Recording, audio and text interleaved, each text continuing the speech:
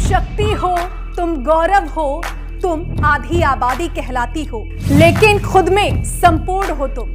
अब मेहनत का आकार हो तुम, आकार नहीं आभास हो तुम। जो दशकों तक जानी जाए वो अमिट अटल पहचान हो तुम। ये ओवैसी के डर से केसीआर हैदराबाद विमोचन दिन नहीं मनाते हैं, मगर हम नहीं डरते ओवैसी से। आप भाजपा सरकार बना दो, हैदराबाद विमोचन दिन को हम स्टेट डे के रूप में मनाने का काम ये भारतीय जनता पार्टी करेगी। ये ओवैसी साहब जो है वो तुष्टीकरण करने में से बाज नहीं आते हैं। इनकी चुनाव का चिन्ह कार है, कार है ना, मगर कार का स्टीयरिंग ना ओवैसी के कार का स्टीयरिंग ना केसीआर के पास है, ना केटीआर के पास है, ना कविता के पास है। कार का स्टीयरिंग ओवैसी के पास है, ओवैसी के पास। ये तेलंगाना की कार ठीक चल सकती है ओवैसी के हाथों में? जोर से बोलो, चल सकती है? भारतीय जनता पार्टी की सरकार बनाइए, हम तेलंगाना को परिवारवाद से मुक्त करेंगे। ये केसीआर की पार्टी, बीआरएस और कांग्रेस और ओवैसी की पार्टी मजलिस, ये तीनों 2G, 3G और 4G पार्टियां हैं। अरे यार, समझे बगैर आप हाथ खड़ा कर देते हो, ताली बजाते हो। मैं समझाऊं क्यों 2G, 3G, 4G? समझाओ। देखिए, 2G मतलब केसीआर और केटीआर, 2 जनरेशन हुआ या नहीं हुआ? 3 जनरेशन मतलब ओवैसी के दादाजी, उनके पिताजी और ओवैसी। 3G हुआ या नहीं हुआ? और 4G का मतलब है जवाहरलाल नेहरू, इंदिरा गांधी, राजीव गांधी और राहुल बाबा। 4G हुआ या नहीं हुआ? अरे यार, मुझे बताओ तेलंगाना वालों, इसमें आपकी जगह है कहां पर है? ये परिवारवादी पार्टियां ना तेलंगाना का भला कर सकती है, ना देश का भला कर सकती है। भारतीय जनता पार्टी जो मोदी जी के नेतृत्व में चल रही है, वो ही तेलंगाना और देश का भला कर सकती है और कोई नहीं कर सकता। मोदी जी ने भारत के तिरंगे को चंद्रयान पर लगाकर चंद्रमा पर पहुंचाने का काम नरेंद्र मोदी जी ने किया। मोदी जी ने नई पार्लियामेंट बनाई।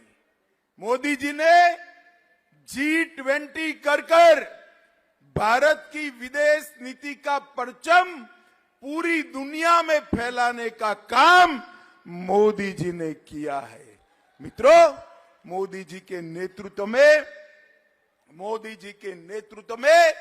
11वें नंबर की अपनी अर्थव्यवस्था 5वें नंबर पर पहुंचाने का काम ये भारतीय जनता पार्टी की सरकार ने किया है।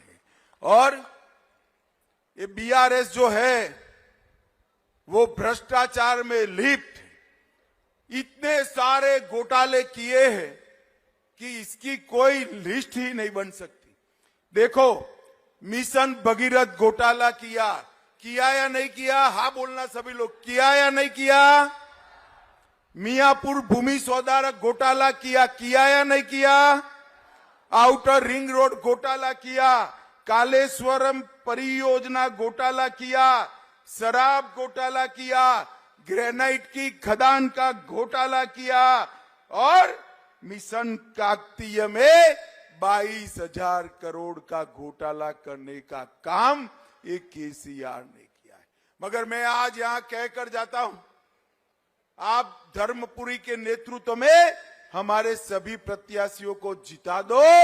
जिन्होंने भ्रष्टाचार किया है उनको जेल की सलाखों के पीछे डालने का काम ये भारतीय जनता पार्टी। भाइयों और बहनों, भारतीय जनता पार्टी ने तय किया है कि किसानों से धान जो रॉ चावल है वो 3,100 रुपीज पर क्विंटल सब का सब खरीद लिया जाए। हमने तय किया है कि किसानों का क्रॉप इंश्योरेंस का प्रीमियम अब भारतीय जनता पार्टी की सरकार भरेगी। हमने तय किया है कि 10 लाख तक किसी भी गरीब को कोई भी बीमारी का खर्चा, बड़े से बड़े ऑपरेशन का खर्चा भारतीय जनता पार्टी की सरकार उठाएगी। और इसके साथ साथ हमने तय किया है कि 2.5 लाख युवाओं को 5 साल में सरकारी नौकरी देने का काम ये भारतीय जनता पार्टी की सरकार करेगी। मित्रों, एक केसीआर वादा खिलाफी करने वाले लोग हैं। इन्होंने बेरोजगारी भत्ता देने का वादा किया था, नहीं दिया। 24,000 शिक्षकों की भर्ती का वादा किया था, नहीं किया। और इसके साथ साथ गरीबों को 7 लाख का घर देने का वादा किया था, नहीं दिया।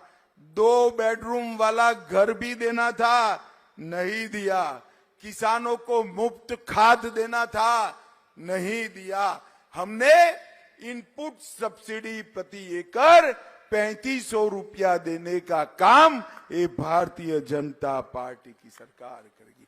मित्रों, केसीआर ने ढेर सारे वादे किए थे जो पूरे नहीं हुए हैं। भारतीय जनता पार्टी जो कहती है वो करती है।